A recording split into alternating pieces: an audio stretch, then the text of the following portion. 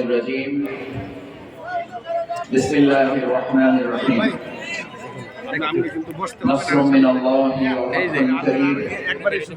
وبشر المؤمنين فالله خير الحافظين صدق الله العظيم وصدق رسوله النبي الكريم ونحن على ذلك من الشاهدين الشاكرين 18 কোটি মানুষের অধিকার আদায়ের আন্দোলনের প্রিয় সংগঠন বিগত 16 বছরের সবচেয়ে বেশি নির্যাতিত নিপীড়িত মুসলিম কাফেলা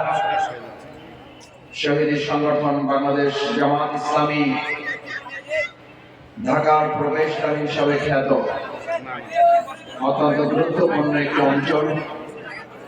গাজীপুর মহানগরীর অন্যতম একটি থানা বিশেষ করে বিগত 16 বছরের নির্যাতন নিপীড়ন জুলুমের একটি বসত ঠিকানা হিসাবে পরিচিত এই কাশিমপুরের জেল জীবনের স্মৃতিতে অনেককে আবেগ আপ্লুত করে সেরকম স্মৃতি বিজড়িত একটি থানা কাশিমপুর থানার উদ্যোগে আয়োজিত আজকের এই বিশাল কর্মী সম্মেলন সাংস্কৃতিক অনুষ্ঠান প্রিয় সভাপতি সংগ্রামী আমির থানা ভাই ফরহাদ হোসেন আজকের এই প্রোগ্রামের সম্মানিত প্রধান বক্তা মূলত তিনি প্রধান অতিথির বক্তব্য রেখেছেন আমাদের অত্যন্ত মুরব্বী শ্রদ্ধাভাজন অভিজ্ঞ সংগঠক বিশিষ্ট শিক্ষাবিদ কেন্দ্রীয় মজলিসের শুরার সম্মানিত সদস্য গাজীপুর আন্দোলন সংগ্রামের অন্যতম প্রাণ পুরুষ মহানগরীর সংগ্রামী আমির আমার শ্রদ্ধাভাজন জননেতা জনাব অধ্যাপক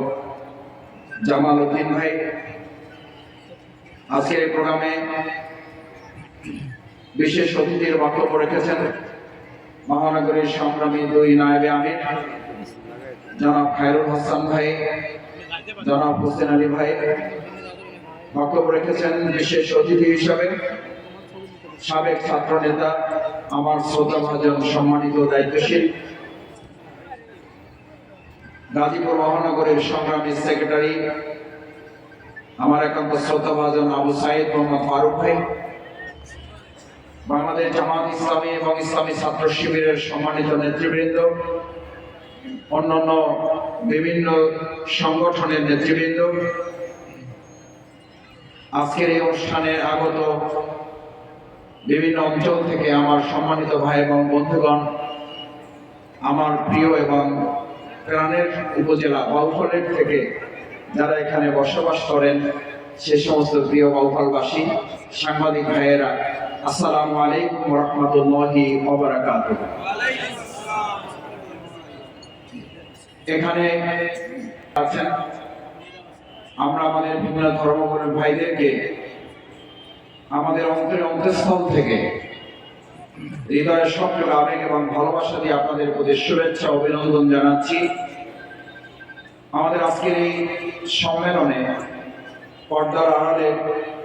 এবং মাইকের আওয়াজ যারা শুনছেন সে সমস্ত মা এবং বোনেরা আমরা সবার জন্য আল্লাহর কাছে দোয়া করি আল্লাহ তাআলা আপনাদের সকলকে এই সময়টুকুর কারণে দুনিয়ায় আমাদেরকে সম্মানিত করুন কালকে আমাদের কঠিন ময়দানে এটাকে নাজাতের ওসিলা হিসেবে কবুল মঞ্জুর করুন আমিন। সম্মানিত ভাই এবং বন্ধুগণ আজ যে প্রিয় মাতৃভূমি বাংলাদেশের এই মুক্ত আকাশের নিচে আমরা এখানে কথা বলছি এই কাশিমপুরে আমাদের একটা বসত ঠিকানা ছিল বিগত 16 বছর। আমি একজন ক্ষুদ্র কর্মী হিসাবে 4 বছর এখানে আপনাদের অবস্থান করেছি। আমার 4 বছরের ঠিকানা ছিল এখানে এই কাশিমপুরে। আমাদের এখানে স্টেজে বসা বিশেষ করে কাশিমপুর থানার দায়িত্বশীল নেতৃবৃন্দ যারা মহানগরী সম্মানিত আমির সহ সকলের সাথেই প্রায় বলা যায় এই 4 বছরে দেখা হওয়ার তাদের সান্নিধ্য পাওয়ার তাদের স্নেহ পাওয়ার তাদের ভালোবাসা পাওয়ার তাদের দোয়া পাওয়ার সুযোগ আমাদের হয়েছে। কাশিমপুরে এই কারাগার আমাদের জন্য শুধু একটা কারাগারই ছিল না, মহান আল্লাহ তাআলার একান্ত মেহেরবানিতে এটা আমাদের জন্য একটা ট্রেনিং সেন্টার ছিল। আমরা বিগত 16 বছর আলহামদুলিল্লাহ এখান থেকে যে প্রশিক্ষণ নিয়েছি, সেই প্রশিক্ষণ দিয়ে অন্তত আগামী সুন্দর বাংলাদেশ বিনির্মাণে এই নির্যাতিত মজলুম মানুষেরা একটা গুরুত্বপূর্ণ ভূমিকা পালন করতে সক্ষম হবে। আসলে শুধু কাশিমপুরই তো কারাগার না, বিগত 16 বছরে গোটা বাংলাদেশের 56,000 বর্গ মাইলে শেখ হাসিনা একটা কারাগারে পরিণত করেছিলেন। আওয়ামী লীগের কতিপয় দুষ্কৃতিকারী সন্ত্রাসী লুটেরা ছাড়া বাকি 18 কোটি মানুষ সেই কারাগারের বন্দী, নির্যাতিত, নিপীড়িত এক একজন আসামি হিসাবে বাংলাদেশে বসবাস করেছে। আবার ইসলামের দিক যদি আমরা বিবেচনা করি, তাহলে আমাদের জন্য প্রিয় নবী মুহাম্মদ রাসূলুল্লাহ সাল্লাল্লাহু আলাইহি ওয়াসাল্লাম ঘোষণা করেছেন, ক্বালা রাসূলুল্লাহ সাল্লাল্লাহু আলাইহি ওয়াসাল্লাম, আদ-দুনিয়া সিজনুল লিল মুমিনিন ওয়া জান্নাতুল লিল কাফিরিন। আলহামদুলিল্লাহ, বাংলাদেশ জামাত ইসলামী এরকম একটি কাফেলা, যে কাফেলার উপরে বিভিন্ন সময় নির্যাতন, নিপীড়ন, জুলুম, হামলা, মামলা, রক্ত, শাহাদাত, ফাঁসি আমাদের উপরে কার্যকর হয়েছে। এটার বাস্তবতা আছে, কারণ রাসূল করিম সাল্লাল্লাহু আলাইহি ওয়াসাল্লাম যে গোটা দুনিয়াটাকে একটা কারাগার হিসেবে মুমিনের জন্য চিহ্নিত করেছেন, তার মধ্য থেকে এই কাশিমপুর কারাগারটা ছিল আমাদের জন্য বাস্তবিক অর্থে একটা প্রশিক্ষণ কেন্দ্র, যেখান থেকে আমরা বোঝার চেষ্টা করেছি